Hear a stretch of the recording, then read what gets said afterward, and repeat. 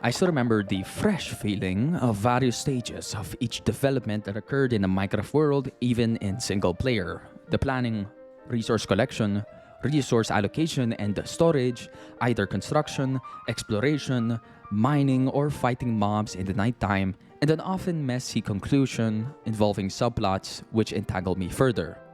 escalating the difficulty in returning home and promoting the potential satisfaction in ordering and organizing the creation of a home base with all its various facilities. I still remember the vivid experiences of observing how I could incorporate my simple understanding of the unknown environment and reproduce it in my imagination in order to capitalize on the further exploitation and management of the blocks that make up the lands with the end goal of interpolating my familiar, individual, creative, perceived essence with a sense of organization in mind.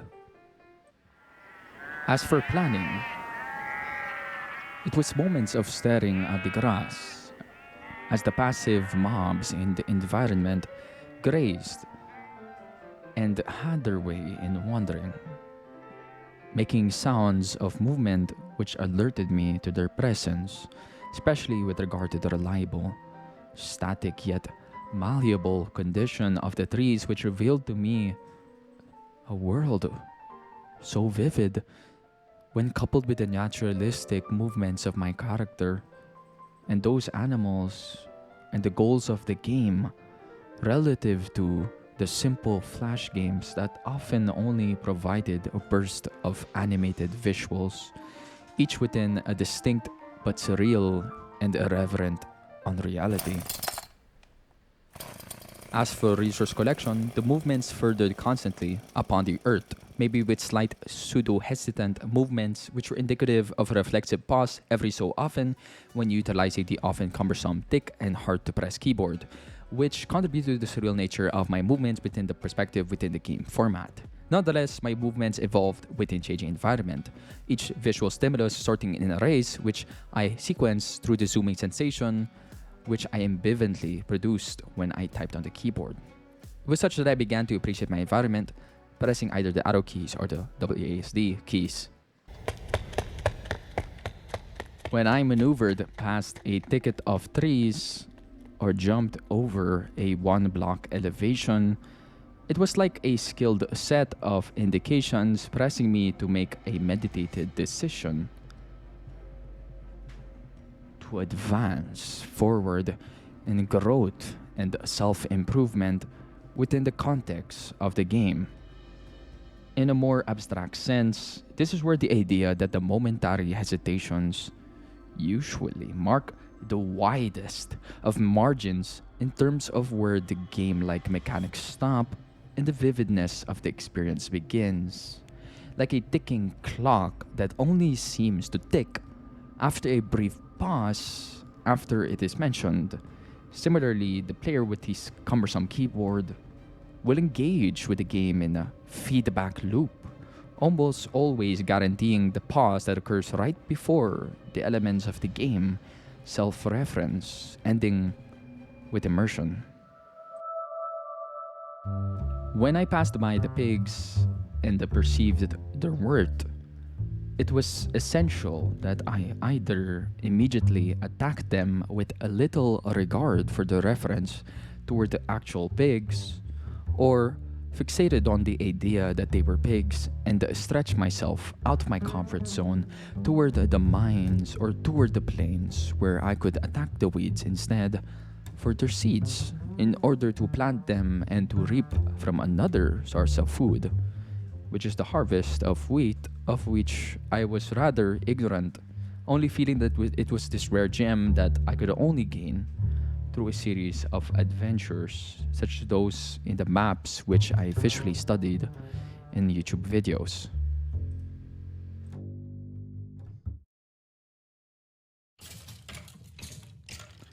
Returning to the collection of resources, when I entered the cave, it was there that I understood, as much as many new players to the game, that I was unable to see that it was dangerous, only recognizing that it was impossible for me to navigate through that while maintaining retaining the skills that I learned through typing on keys through playing Flash games.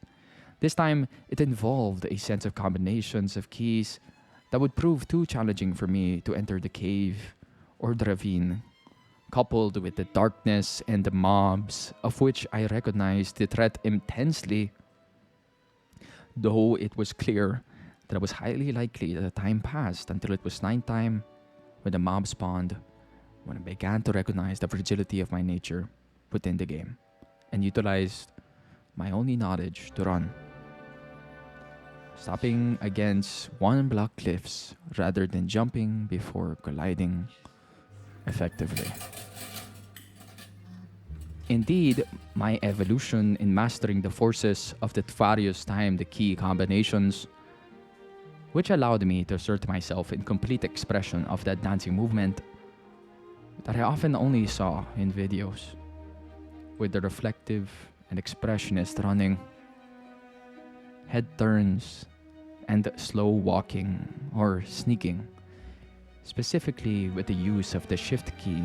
as opposed to running, which I learned to initiate unsteadily by pressing the W or up arrow key twice in quick succession. With that said,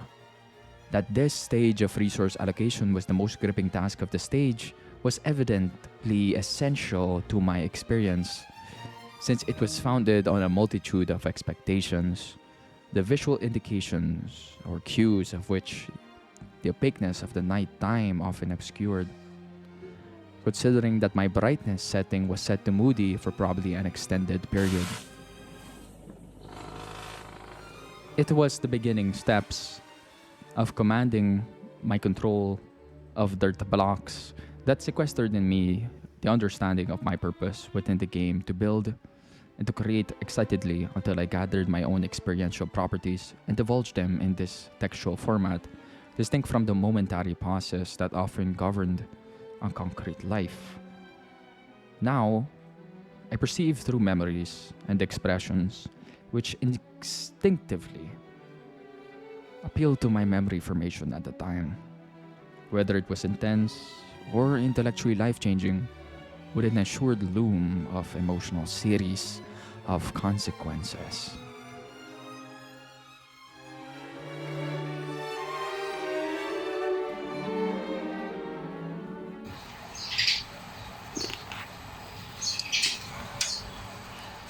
Either way, I completed my interpretations of the visual comportment of these blocks and their seemingly Byzantine functions,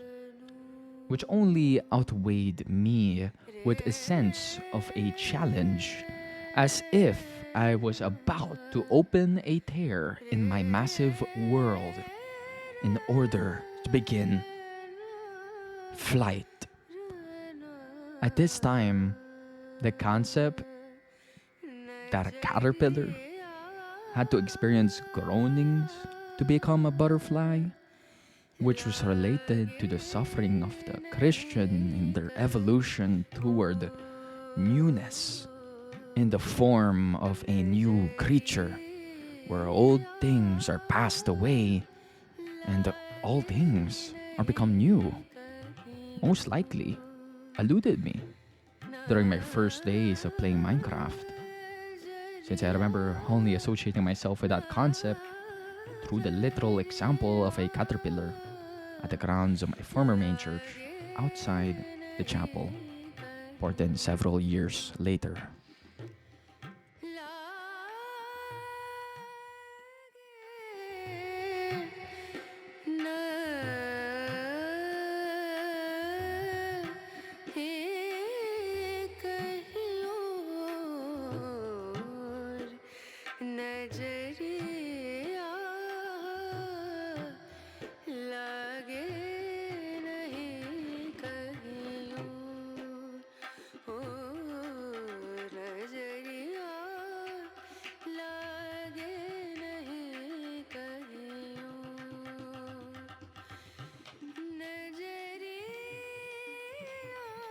I likely knew that any further knowledge of other blocks and items would require testing and the exploration of them, probably in creative mode and in the survival world, which took up most of my time playing Minecraft, as the rest of my time was spent deliberating toward my interactions with real life. And in other games, such as Internet Flash games, and other computer games such as Alex the Alligator and Triplane, among others.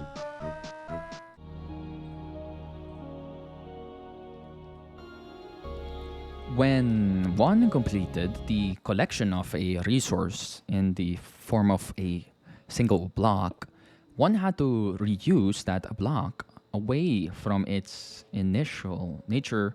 as a naturally generated block and through the proposal for greater advantage taking in a sort of dissemination via crafting or the separation or integration of it into other blocks and items. With this defined, it was only expected that I would find myself playing the game for years. Though it is important to note that I had many more experiences in real life and in other games overall, even if Minecraft might command a large proportion of my influences due to its creative and sandbox nature in relation to the various maps and videos which resulted in the internet thereof. In conclusion, whatever struggle was often complemented with a sense of rejuvenated purpose for literally brighter future in daytime where my thoughts paid anticipatory nuanced attention to the And this is re-exposed kind of hilarious naturalistic because environment I'm of the really game. tempted to take some of this stuff, and even though it's a single player world, I don't think he's ever coming back. I just feel kind of weird and scummy about it, so I don't take it.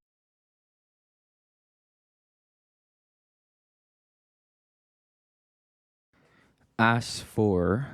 resource allocation and storage, where my thoughts wandered, they often found a refuge within the literal item refuges in the appearance of chests, which I would soon see gathered around every community square or center like a bunch of toads in a swamp, often scattered yet reflective of the organization which they provide through their small but colossal potential for compressing space, as they could contain 27 stacks of items in total each, which conclusively would be impossible in real life according to how the chest was less than 1 square meter in size and even less visually in volume. However, it was often torches that were the epitome of organization and storage. As for the reason of this, mobs often created a chaotic and scattered environment, while torches, in their anthropologically undisturbed state, were the locally permanent means of preventing the appearance of monster mobs. This is why, after a long period of a seemingly infinite field of fighting, running, screaming for help, and confusion, torches became the symbol of safety in the midst of flight. Though for me, I see it as merely a given, considering that my days as a newbie are long gone. However, when I was still a newbie, I was ignorant about light levels even up to much recently. Rather, I played in creative mode for the most part, similar to how I created in Roblox Studio. It was much later that I started trying survival mode, though I believe I only did it when my siblings were involved through our local area network. When it comes to hardcore mode, I played that even much more later, probably in 2019, which is around 8 years since the release of the first full version of the game, specifically 1.0.0, according to the Microfathom's wiki. I remember believing that furnaces had a strong enough light level to prevent monsters from spawning. Though this might have happened years later, When it comes to storage in general, in survival mode, I often relied less on chests, but more on my inventory since I often explored hard and gathered resources little. Most likely relying on the flesh of zombies in order to get through my hunger. Even so, I often went to the caves when I felt pressured, especially when my siblings were involved. Regarding allocation of resources, I nevertheless relied on others to do most of the more advanced crafting, such as iron pickaxes, and just relied on more primitive but trusty stone pickaxes and wooden pickaxes. Even receiving a warning remark from my older half-brother, Kuya Paulo, regarding my infancy of effectiveness in collecting resources and appreciating the efficacy of better pickaxes. This was a crucial aspect of my experiences moving forward, as I was sorely afraid of the night and often utilized the makeshift bunkers as homes. When I did find a village, I slept on the bed, but finding a village was challenging. So often, I just attacked trees and spent most of my time trying to find sheep, developing this early proof of concept regarding how best to play the game. Since I was mostly isolated from vanilla experiences of the game in media, I was ignorant of the desire of becoming skilled in the game in an effective manner, but I did set my eyes on the rare inclusions of useful details such as crafting recipes within various Minecraft videos, such as those storytelling narratives, mod showcases, and other explorations of the game. A creative means outside the immediacy of survival mode. Significantly, I was typically very slow in reaching a familiar level toward the depth exploitation of variegated, challenging mechanics of the game. But when I did find an idea, I was quick to point it out. Moreover, when I did find myself trying out a new mechanic in the game myself, I was clinically considerate toward the result, as I was in creative mode, often through an experimental series of actions, often including the interplay of pressing the spacebar key twice to fly to observe the result, landing on the ground and placing something related to the mechanic down in a repetitious manner, the opening of my inventory to get blocks and items from the creative tab, and the constant failed attempts at flying, among others. As for construction, exploration, mining, or fighting mobs in the nighttime, I often walked everywhere, often building from the ground, exploring via ravines or caves that generated on the ground level, or fighting mobs in the most open areas such as the plains biome. Fighting mobs was learning how to attack with fast tools such as the pickaxe and the right hand to ensure a clear separation between me and the mobs. Even if I refrained from killing them in action, I could easily avoid them and wait until daytime, when the mobs would burn under direct sunlight, which I often exploited since I was much reliant on that rather than on spending material to make swords, forgoing them even in later years when crafting sticks from felled trees with a full set of tools in mind, which stemmed from gameplay videos. As for the often messy conclusion and its subplots, it was clear that this was where the plot or expected course of events of a Minecraft world from retrospective derailed naturally into its vibrational modes of experience, allowing for every point of experiential space, each with a level of depth of experiential complexity to wiggle, twist, and oscillate in different ways, similar to how a person can come into contact with a seemingly infinite multitude of factors, changing their lives in currently incomputable ways. This maximizes the experiential entropy of events, which are the seemingly infinite seams between various pillars of the game, which are each a development or improvement of one's understanding of the game in that instance event of comprehension, grasping, and theoretical acquisition of each representation of blocks, items, tools, creatures, UI buttons, commands, and the source code and their interactive properties. As for a sense of organization, that is what the player creates. When you wake up and you say that it's a good day.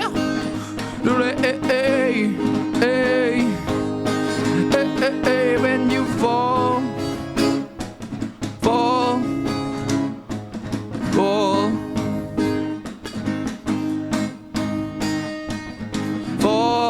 falling down,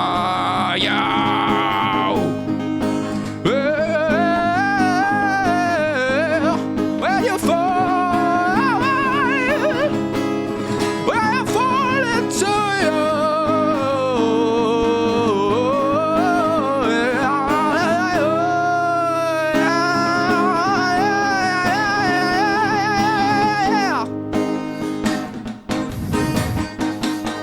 this is my last football.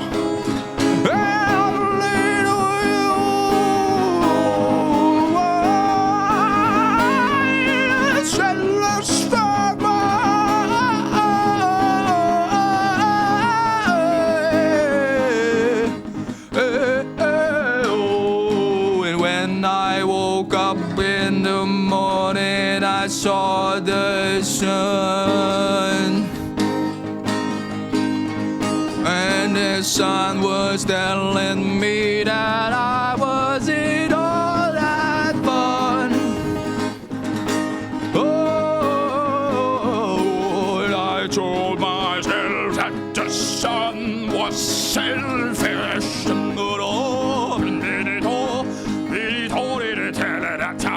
And when I did, I saw the light.